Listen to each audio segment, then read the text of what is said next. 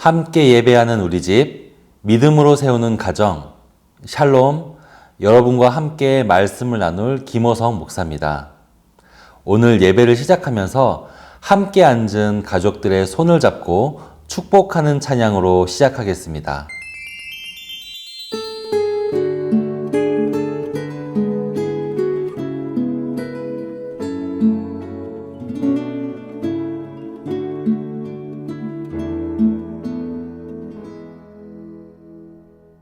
이 시간 너의 맘속에 하나님 사랑이 가득하기를 진심으로 기도해 간절히 소망해 하나님 사랑 가득하기를.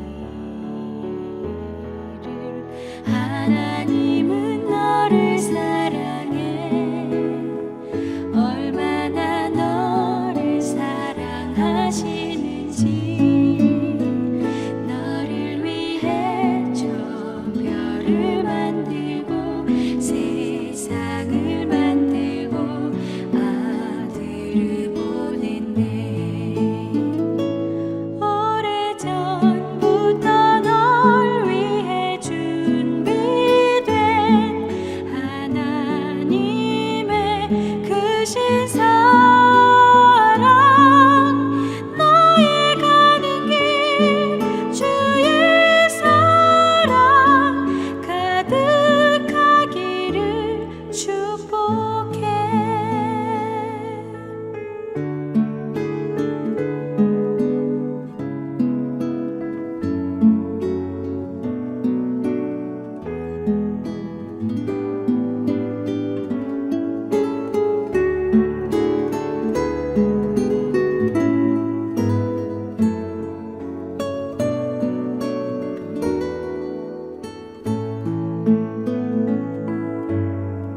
힘든 일도 있겠지만 나 그때마다 늘 함께 할게.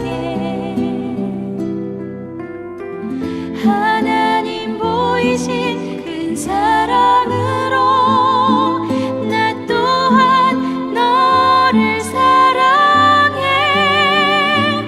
오래전부터 널 위해 준비된 하나님의 크신 사랑,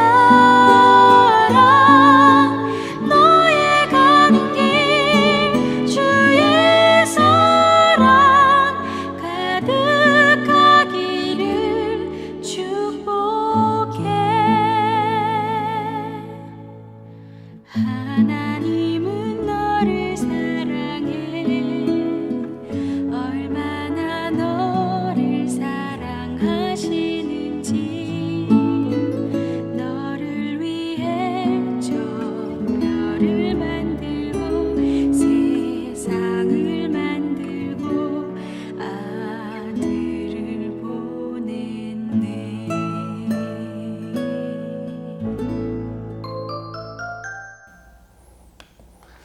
함께 보실 하나님의 말씀은 고린도전서 15장 58절입니다. 그러므로 내 사랑하는 형제들아, 견실하며 흔들리지 말고 항상 주의 일에 더욱 힘쓰는 자들이 되라. 이는 너희 수고가 주 안에서 헛되지 않은 줄 알미라. 아멘. 사랑하는 서문가족 여러분, 여러분은 혹시 기독교인으로서 비겁했던 일 때문에 후회가 남은 적이 있나요? 예를 들면 이런 것들이죠. 친구가 괴롭힘을 당하고 있을 때 도와주지 못했다든지, 아니면 사람들 앞에서 내가 크리스찬인 것을 떳떳하게 드러내지 못했던 일들 말이죠. 저도 이런 일들이 몇 번이나 기억에 남아요. 이런 걸 우리는 이불킥이라고 하죠. 내가 그때 조금 더 적극적으로 누군가를 도와줄 걸, 조금 더 정확하게 내가 크리스천인 것을 드러낼 걸, 이런 식으로 비겁했던 기억은 후회를 남기는 것 같아요.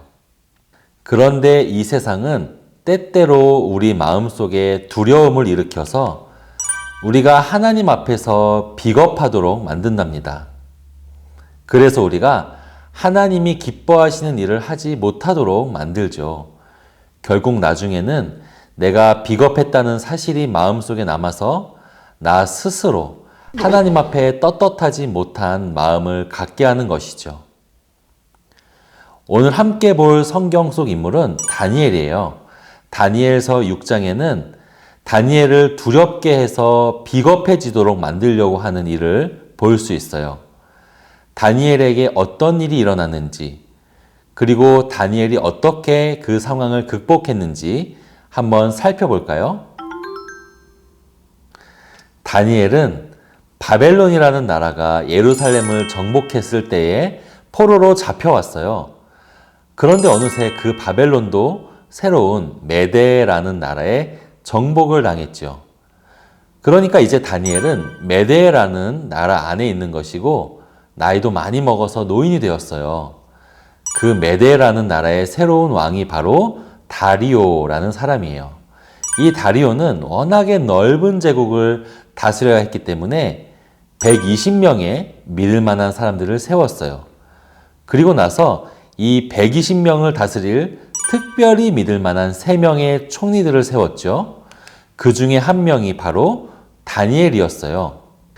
그런데 다리오 왕이 가만히 보니까 다니엘이 항상 신실한 사람인 것을 알아보게 되었어요. 그래서 다니엘이 이 120명의 고관들 그리고 3명의 총리 전체를 다스리게 하려고 했어요. 왕이 나라에서 전체에서 다니엘을 제일 믿고 신뢰하게 된 것이죠. 그러니까 이 120명의 고관들과 다니엘을 제외한 나머지 2명의 총리들, 기분이 어땠겠어요? 포로로 잡혀온 유대인 출신 다니엘이 자기들을 다스린다니 화가 났겠죠. 그래서 이들은 다니엘을 어떻게 제거할지를 궁리하기 시작했어요. 그렇게 생각했던 방법이 뭐냐면 다니엘을 함정에 빠뜨릴 법을 하나 만드는 것이었어요. 그 법은 30일 동안 왕 외에 다른 신에게 기도하면 사자굴에 던지기로 하는 법이었어요. 왜 이 법이 다니엘을 함정에 빠뜨리는 것이냐면 다니엘은 매일 하루에 3번씩 창문을 열고 하나님께 기도를 드렸거든요.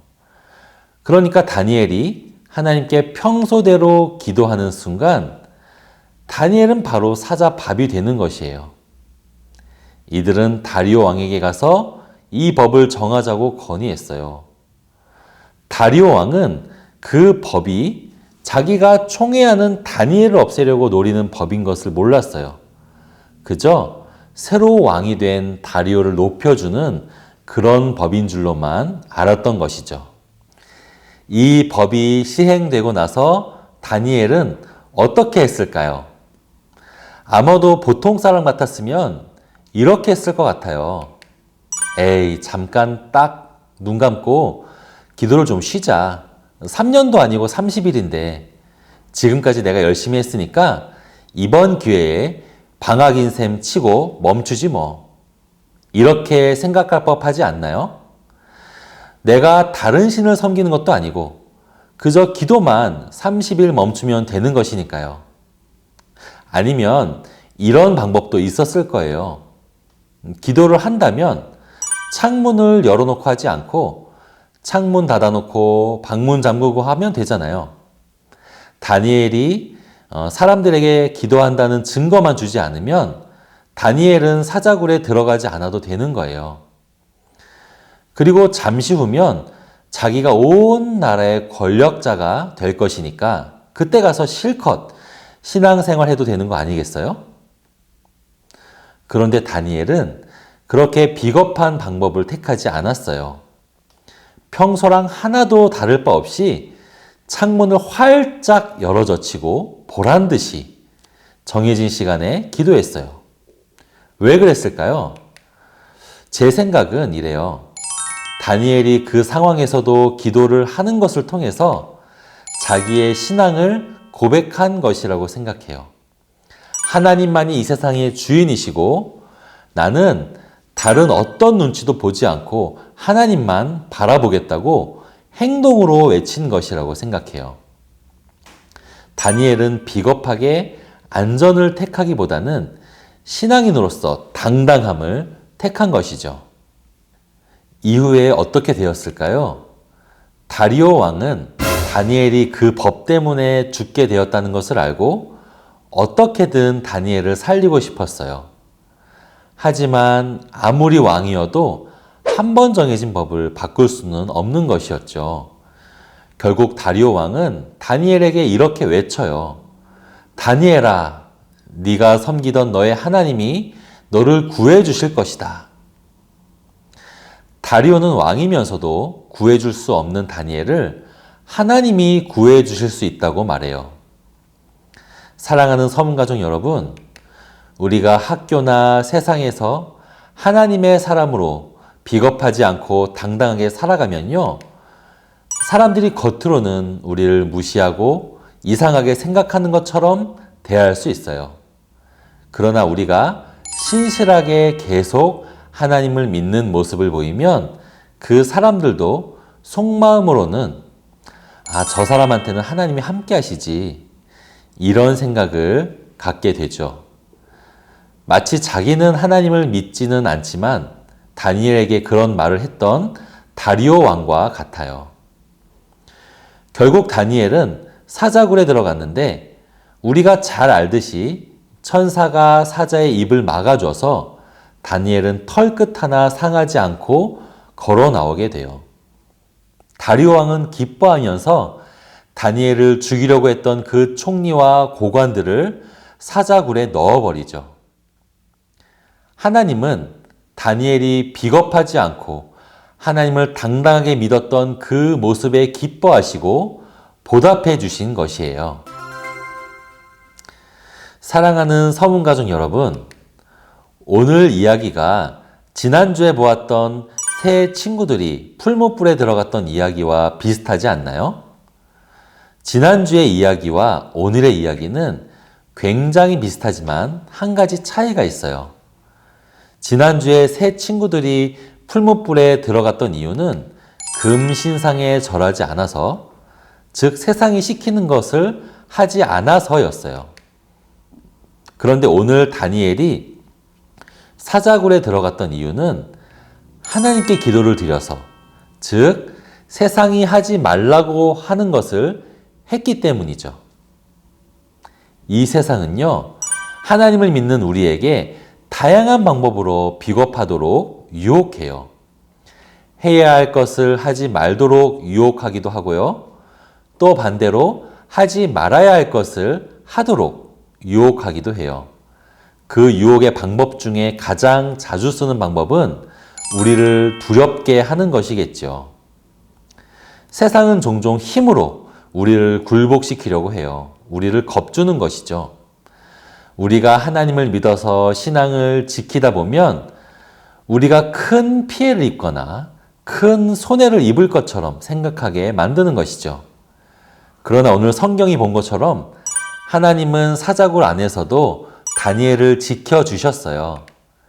그 다니엘과 함께 하셨던 그 하나님이 오늘 우리 옆에 계시는 그 하나님이시죠. 사랑하는 서문가족 여러분, 우리가 하나님을 믿다 보면 기독교인으로서 비겁하지 않기 위해서 때로는 손해나 피해를 감수해야 할 때도 있어요. 그때 필요한 것은 용기, 그리고 하나님이 나를 지켜주실 것이라는 믿음이에요. 물론 신앙을 지키기 위해서 용기를 내는 것은 굉장히 힘든 일이에요. 그런데 그럴 때일수록 우리 예수님을 생각해 보았으면 좋겠어요. 오늘 다리오 왕 앞에 섰던 다니엘이 마치 본디오 빌라도 앞에 섰던 예수님과 비슷해 보이지 않나요? 예수님은 십자가에 못 박히시기 전에 하나도 두렵지 않고 용감하기만 하셨을까요? 실제로 예수님은 우리처럼 똑같이 두려움과 싸우셔야 했어요. 하나님께 기도할 때 이 역할을 피하고 싶다고도 하셨죠. 그러나 결국 예수님은 우리를 위해서 두려움을 이기시고 십자가에 달려 돌아가셨어요. 그렇기 때문에 우리 예수님은 우리가 신앙을 지켜야 할 때 얼마나 두려운지를 가장 잘 아시는 분이세요. 그 예수님께서 우리와 함께 계시는 거예요. 우리가 힘들 때, 두려울 때, 비겁해지고 싶을 때 예수님은 우리가 필요한 용기를 하나를 안고 우리 옆에 계세요. 그래서 우리가 딱 한 발짝만 용기를 내기로 결심하면 우리 예수님께서는 큰 용기를 부어 주실 거예요. 그리고 우리 하나님께서는 우리의 염려와 걱정을 넘어서 우리의 앞길을 책임져 주실 것이랍니다. 그렇게 우리 서문가족 여러분, 하나님을 믿는 사람으로서 오늘 말씀처럼 흔들리지 말고 항상 주님의 일에 힘쓰길 바랍니다. 오늘 다니엘의 이야기를 생각하면서 오늘 본문을 다시 한번 읽어볼까요? 그러므로 내 사랑하는 형제들아 견실하며 흔들리지 말고 항상 주의 일에 더욱 힘쓰는 자들이 되라. 이는 너희 수고가 주 안에서 헛되지 않은 줄 알미라. 오늘 함께 보았던 다니엘처럼 말씀대로 늘 흔들리지 않는 신앙생활을 하는 우리들이 되기를 바랍니다.